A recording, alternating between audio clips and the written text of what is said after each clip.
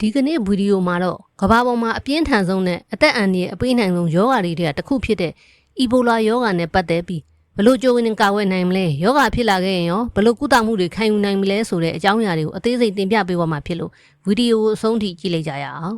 အီဘိုလာယောဂါဟာဗျမ်းမြအားဖြင့်ယောဂါကူးစက်ခံရသူ90%လောက်ကိုသေဆုံးစေနိုင်ပြီးအချို့သောကူးစက်မှုဖြစ်စဉ်တွေမှာဆိုရင်သေဆုံးနှုန်းက25%ကနေ80-90%အထိတောင်မြင့်မားနိုင်ပါတယ်ဒါပေမဲ့သတင်းကောင်းတစ်ခုကတော့ခုခေတ်မှာအီဘိုလာကိုကာကွယ်ဖို့ကာကွယ်ဆေးတွေနဲ့ကုသဖို့ဆေးဝါးတွေပေါ်ပေါက်လာပြီပဲဖြစ်ပါတယ်ဒီတော့ကာကွယ်ရေးနဲ့ကုသရေးနည်းလမ်းတွေကိုတစ်ချက်လောက်လေ့လာကြည့်လိုက်ရအောင်ပထမဆုံးအနေနဲ့အီဘိုလာယောဂါကိုဘယ်လိုကာကွယ်ကြမလဲဆိုတာကိုပြောပြချင်ပါတယ်။အီဘိုလာဗိုင်းရပ်စ်ဟာလေထဲကနေတစ်ဆင့်မကူးစက်ပါဘူး။ယောဂါပိုးရှိသူရဲ့ခန္ဓာကိုယ်ကထွက်တဲ့အရည်တွေနဲ့ဓာတ်ရိုက်ထိတွေ့မိတာကအဓိကကူးစက်တာဖြစ်ပါတယ်။ဒါကြောင့်ကာကွယ်ရေးမှာအောက်ပါအချက်တွေကိုအထူးဂရုစိုက်ဖို့လိုအပ်ပါတယ်။လူနာရဲ့ခန္ဓာကိုယ်ထွက်တဲ့အရည်များကိုရှောင်ကျဉ်ခြင်းယောဂါဖြစ်ပွားသူသို့မဟုတ်သေဆုံးသွားသူရဲ့သွေး၊စီး၊ဝန်းတွေချွဲအံပတ်ချွေမိခင်တို့ရေမွှာရေတုပ်ရည်နဲ့မိမကိုထွက်တဲ့အရည်စတဲ့ခန္ဓာကိုယ်ကထွက်တဲ့အရည်တွေနဲ့ဓာတ်ရိုက်ထိတွေ့ခြင်းကိုလုံးဝရှောင်ကျဉ်ရပါမယ်။ယောဂါပိုးကတ်တင်နေနိုင်တဲ့အရာဝတ္ထုများကိုရှောင်ကျဉ်ခြင်းလူနာရဲ့သွေးဒါမှမဟုတ်ခန္ဓာကိုယ်ထွက်ရည်တွေစွန့်ပေးနေနိုင်တဲ့အဝတ်စားတွေအရကင်းတွေဆေးထိုးအပ်တွေဆေးဘက်ဆိုင်ရာကိရိယာတွေနဲ့အခြားအသုံးဆောင်ပစ္စည်းတွေကိုကင်တွယ်ထိတွေ့ခြင်းကနေလည်းကူးစက်နိုင်တဲ့အတွက်ရှောင်ကျဉ်ရပါမယ်။အီဘိုလာဗိုင်းရပ်စ်ကမူလ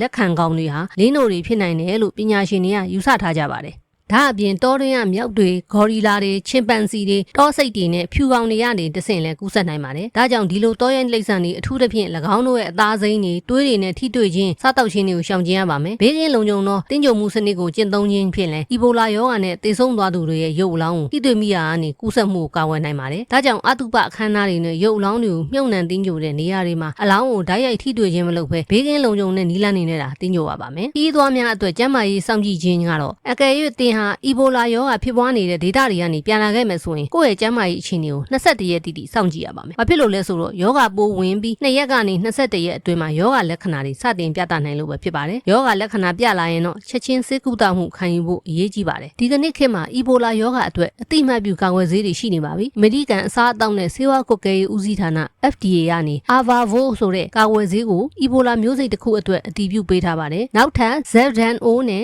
Ambavea ဆိုတဲ့ကာကွယ်ဆေးတွေကိုလည်းအတည်ပြုထားပါတယ်ဒီကာကွယ်ဆေးတွေကိုယောဂဖြစ်ပွားမှုထိန်းချုပ်ရေးလုပ်ငန်းစဉ်တွေနဲ့ယောဂကူးစက်ခံရနိုင်ရည်ရှိတဲ့ကျန်းမာရေးဝန်ထမ်းတွေအတွက်ထိုးနှံပေးဖို့အကြံပြုထားပါတယ်။အီဘိုလာလူနာတွေကိုပြုစုဆောင်ရှောက်ပေးနေတဲ့ကျန်းမာရေးဝန်ထမ်းတွေဟာယောဂကူးစက်ခံရဖို့အန္တရာယ်အမြင့်မားဆုံးဖြစ်နေပါတယ်။ဒါကြောင့်လူနာတွေနဲ့ထိတွေ့တဲ့အခါဂွေကာကွယ်ရေးဝတ်စုံ PPE ကိုမဖြစ်မနေစနစ်တကျဝတ်ဆင်ရပါမယ်။လက်ကိုမကြာခဏစနစ်တကျဆေးကြောခြင်းတက်ရှူလမ်းကြောင်းဆိုင်ရာကာကွယ်မှုပြုလုပ်ခြင်းနဲ့ဘေးကင်းလုံခြုံတဲ့ဆေးထိုးအပ်အသုံးပြုမှုစနစ်တွေကိုတိတိကျကျလိုက်နာရပါမယ်။ပြီးတော့တန်တရားရှိသူလူနာတွေကိုအခြားသူတွေနဲ့ခွဲခြားပြီးတည်တံ့ထားရှိဖို့ကလည်းအလွန်ရေးကြီးပါတယ်။အခုဆက်ပြီးတော့အီဘိုလာယောဂါဖြစ်လာခဲ့ရင်ဘယ်လိုကုသမှုတွေခံယူနိုင်မလဲဆိုတာကိုလေ့လာကြည့်အောင်အီဘိုလာကိုစောစောစီးစီးသိရှိပြီးဆေးကုသမှုမြန်ခံယူလေအသက်ရှင်နိုင်ရေးပိုများလေဖြစ်ပါတယ်ပထမဦးဆုံးနဲ့အရေးကြီးဆုံးကုသမှုကတော့လူနာကိုခွန်အားပြေဝနေစေဖို့အထောက်အကူပြုကုသပေးခြင်းဖြစ်ပါတယ်လူနာဟာအန်နာဝမ်းသာတာတွေကြောင့်ရေဓာတ်ခန်းချောက်နိုင်တဲ့အတွက်တောက်ဆေးရည်သို့မဟုတ်အကျောဆေးရည်တွေကရင်တဆင့်ရေဓာတ်နဲ့ခန္ဓာကိုယ်အတွက်လိုအပ်တဲ့ဓာတ်စားအီလက်ထရိုလိုက်တွေကိုဖြည့်တင်းပေးရပါတယ်ဒါအပြင်သွေးပေါင်ခြင်းကိုထိန်းညှိပေးတဲ့ဆေးတွေအော့အန်ခြင်းနဲ့ဝမ်းသွားခြင်းကိုတက်တာစေတဲ့ဆေးတွေအဖျားကျဆေးနဲ့နာကျင်မှုတွေတက်တာစေတဲ့ဆေးတွေကိုလည်းလိုအပ်တယ်လို့တိုက်ကြွေးကုသပေးရပါတယ်။ကဲ၍ငှက်ဖျားယောဂလိုမျိုးအခြားယောဂပိုးတွေဝင်ရောက်လာရင်လည်းတွဲဖက်ကုသပေးရပါတယ်။အရင်ကအီဘိုလာအတွက်သီးသန့်ဆေးမရှိခဲ့ပေမဲ့အခုအခါမှာတော့မျိုးစိတ်တချို့အတွက်တရားဝင်အတည်ပြုထားတဲ့ဆေးတွေရှိနေပါပြီ။အခြားမျိုးစိတ်တွေအတွက်ကာကွယ်ဆေးနဲ့ကုသဆေးတွေကိုလက်ရှိမှာစမ်းသပ်သုတေသနပြုလုပ်နေစေဖြစ်ပါတယ်။အီဘိုလာယောဂါကနေတက်ရှင်လွတ်မြောက်လာသူတွေအတွက်လည်းနောက်ဆက်တွဲဆောင်ရှောက်မှုတွေလိုအပ်ပါသေးတယ်။ဘာလို့လဲဆိုတော့ယောဂါလက္ခဏာတွေပျောက်ကင်းသွားပေမဲ့ဗိုင်းရပ်စ်ပိုးဟာခန္ဓာကိုယ်ရဲ့ခုခံအားစနစ်မရောက်ရှိနိုင်တဲ့နေရာတွေဖြစ်တဲ့မျက်လုံးအတွင်းပိုင်းဦးနှောက်နဲ့ပွေးစေတွေထဲမှာပုံအောင်ကြံ့ရစ်နေနိုင်လို့ပါပဲယောဂဖြစ်ပွားနေစဉ်ကိုဝင်ဆောင်ခဲ့တဲ့သို့မဟုတ်နှုတ်တိုက်နေတဲ့မိခင်တွေရဲ့ရေမွှာရည်အချင်းနဲ့မိခင်နှုတ်ရည်တွေထဲမှာလည်းပိုးကြံရှိနေနိုင်တဲ့အတွက်အထူးဂရုစိုက်စောင့်ရှောက်မှုတွေလိုအပ်ပါတယ်အခုဆိုရင်တော့အီဘိုလာယောဂါကိုဘလို့ရှောင်ကျဉ်ကာကွယ်ရမလဲဆိုတာနဲ့ယောဂဖြစ်လာခဲ့ရင်စောစောစီးစီးဘလို့ကုသမှုတွေခံယူနိုင်မလဲဆိုတာကိုအားလုံးပဲပြည့်ပြည့်စုံစုံသိရှိသွားပြီလို့မျှော်လင့်ပါတယ်ယောဂဖြစ်ပွားမှုကိုအောင်မြင်စွာထိန်းချုပ်နိုင်မှုဆိုတာပြည်သူလူထုတရက်လုံးပူးပေါင်းပါဝင်မှုအပေါ်မှာအများကြီးမူတည်နေပါတယ်ဒီကနေ့ဗီဒီယိုလေးက